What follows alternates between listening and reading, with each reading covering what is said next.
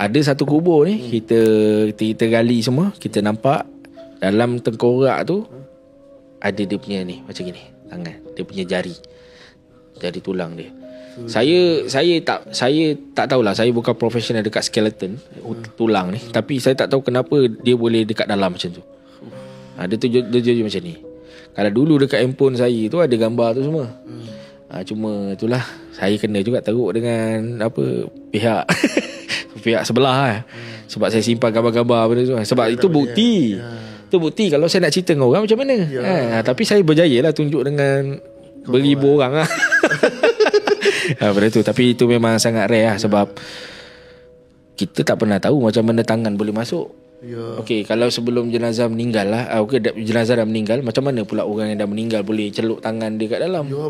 Kalau saya dulu, kita cuba berfikir dari mana mungkin banjir, tapi macam mana boleh masuk tengkorak ni, boleh masuk ke dalam? Okey, memang ni semua lubang. Okey, ni lubang tengkorak dia macam tu, ada lubang.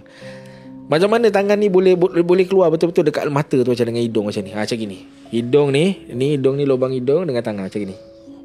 Mata kan tu dia macam gini. Macam mana? Saya pun memang waktu tu memang saya ada simpan dan saya tunjuk semua saya punya tempat study. Semua ingat, kau komen. Siapa yang ingat komen?